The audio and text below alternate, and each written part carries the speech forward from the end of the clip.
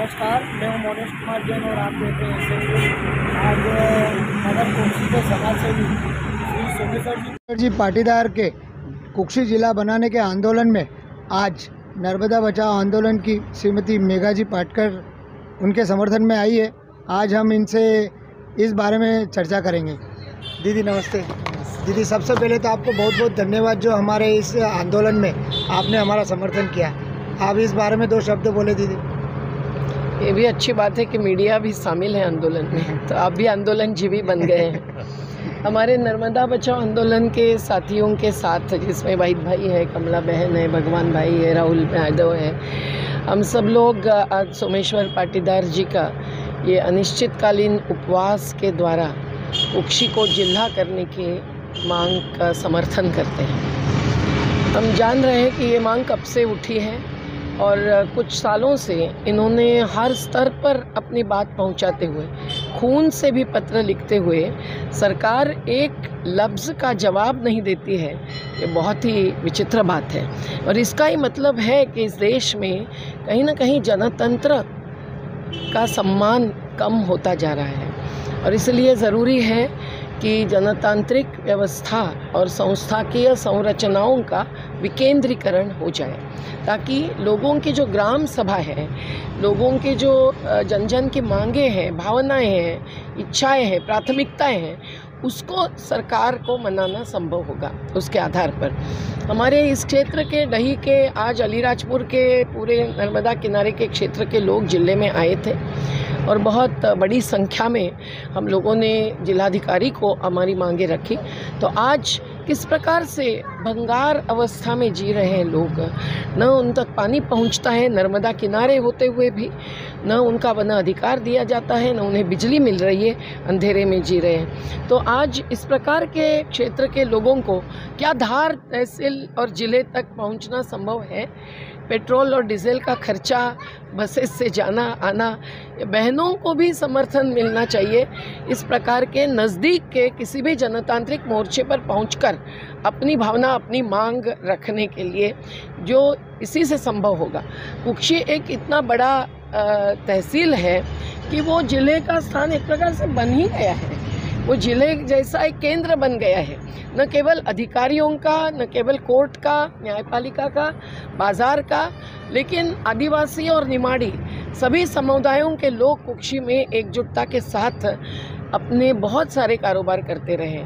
तो धार ज़िले में बैठे रहना और कभी कभार एक आध बार एक विज़िट दे देना, इससे अधिकारियों को यहाँ की जानकारी और प्राथमिकताएं कभी समझ में नहीं आती हैं, न समस्याएं सुलझा सकते हैं। इसलिए हम सोमेश्वर भाई ने इसके पीछे बहुत अपनी ताकत लगाई है और अब बहुत सारे मार्ग अपनाने के बाद इस अहिंसक सत्याग्रह पर उतरने के लिए वो मजबूर है और कुक्षी तहसील के शहर के वासी ही नहीं, ग्रामवासी भी इनका पूरा समर्थन करते हैं। तो हम नर्मदा बचाओ, मानव बचाओ वाले सभी साथी तो इसका निश्चित ही समर्थन करते हैं, उनको सलाम करते हैं। दीदी तो दोनों प्रकार का हो सकता है।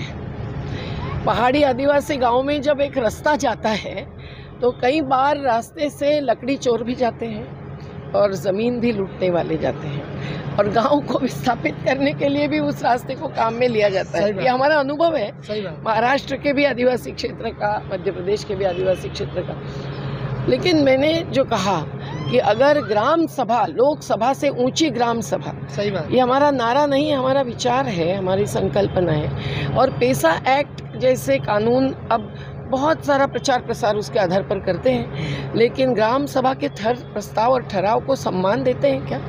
आज कुक्षी की नगर पालिका में अगर एक रेफरेंडम भी ले जाए, जनमत कॉल लिया जाए इस मुद्दे पर, तो हम मानेंगे कि कुछ जनतांत्रिक प्रक्रिया का अवलंब किया जा रहा है, लेकिन ऐसा नहीं हो रहा है। तो संसद भवन जब चमकीला होता है उसका मतलब जनतंत्र चमकता है, ऐसा नहीं होता है। अंदर क्या चलता है इससे महत्व होता है। यहाँ ये नहीं होना चाहिए कि जिला बन गया इसलिए विकास के नाम पर आदिवासियों की ज़मीन, किसानों की खेती, नर्मदा जैसी नदी और जल लूटने वाले लोग आ जाए और वो गांव के गली में पहुंच जाए। हमारी ये भावना नहीं है। ये हो सकता है, उसके लिए संघर्ष करना पड़ सकता है, लेकिन अन्यथा अगर सही में गांव की, गली की कुक्षी के गरीबों के मोहल्ले की ज़रूरतें पूरी करनी है, बुनियादी ज़रूरतें जो जीने के अधिकार के, संविधान के अपने अनुच्छेद का हिस्सा है, तो बहुत कुछ हो सकता है। और उसके लिए ज़रूरी है कि कम से कम जिनके सामने जनता जाती है, प्रजा है तो राजा है, तो वो उपलब्ध तो हो जाए। यहाँ से धार जाना भी संभव नहीं। हमारे अलीराजपुर के पहाड़ी के आदिवासियों को धार तहसील में ज़मीन दी और वहाँ घर प्लॉट भी नहीं दिया, सुविधा नहीं दी। क्या संभावना है कि वहाँ जाकर कुक्षी के लोग भी महसूस कर रहे हैं। हमारे नर्मदा किनारे के कुक्षी के गांव का विनाश भी हो चुका है, पर उसके बदले में विस्थापन तो ने संघर्ष करके अपना हक भी लिया है, और जो बाकी है वो आज भी तरस रहे हैं। कभी इंदौर जाना पड़ता है, कभी धार जाना पड़ता है। यहाँ क्यों नहीं होता है समस्याओं का सुलझाव? ये विकेंद्रीकरण और जनतंत्र की ज़रूरत है। और ये थे मेघारी पाटकर, मिलते हैं अगले सोमेश्वर भैया, कुक्षी को जिला बनाने के लिए आप जो प्रयास रहे थे, आज उसका दूसरा दिन है, आप उसके लिए क्या तैयारियां कर रहे हैं और अभी तक आपको कौन कौन समाज सेवी और कौन कौन राजनीतिक नेता आपके साथ आए हुए?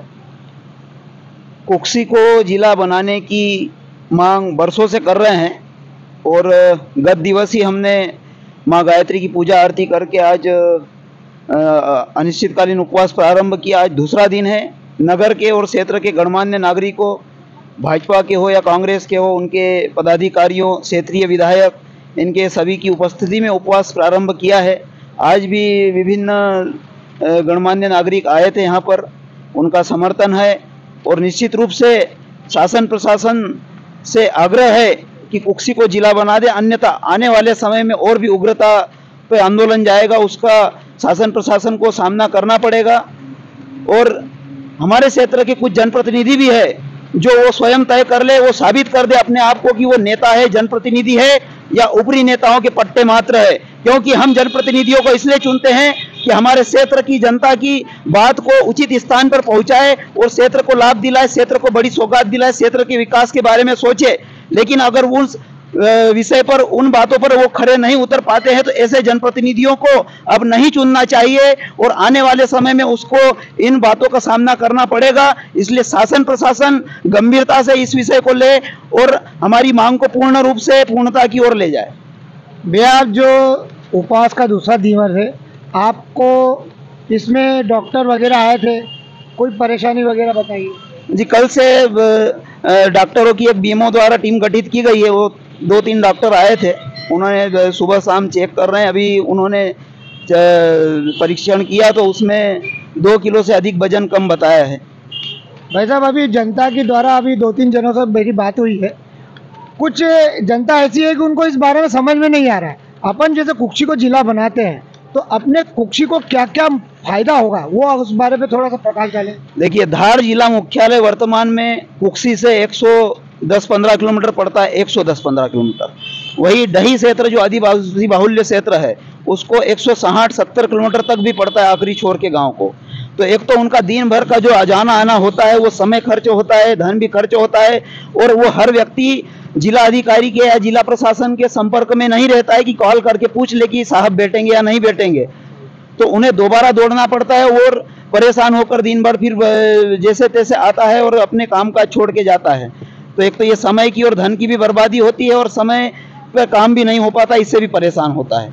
साथ ही जिला प्रशासन अगर कुक्षी में होगा तो आसपास का जो क्षेत्र होगा मात्र 1 से सवा घंटे में पूरे जिला क्षेत्र में जा और आ सकते हैं। चाहे जनता को जिला मुख्यालय पे आना हो या जिला प्रशासन को किसी भी क्षेत्र में जाना हो, तो कोई भी घटनाक्रम हो या विकास की कोई बात को लेकर जाता है तो वो समय पर और व्यवस्थित और अच्छे से कवर होकर हो पाएगा। और जो घटनाएं होती है उस पर भी जिला पुलिस प्रशासन यहाँ पर रहेगा तो उस पर भी, अपराधों पर भी थोड़ी कमी आएगी। साथ ही विभिन्न और भी रोजगार के मामले में देखो या और भी योजनाएं, उसको धरातल पर लाने के लिए यहाँ पर जिला मुख्यालय होना चाहिए ताकि आम लोगों की समस्याओं को राहत मिले। ये थे हमारे समाज सेवी सोमेश्वर जी पाटीदार, जिन्होंने कुक्षी को जिला बनाने के लिए संपूर्ण बारीकियों से समझाया हुआ है और आम जनता से निवेदन है कि यहाँ पर आकर सोमेश्वर जी पाटीदार का सहयोग करें। धन्यवाद।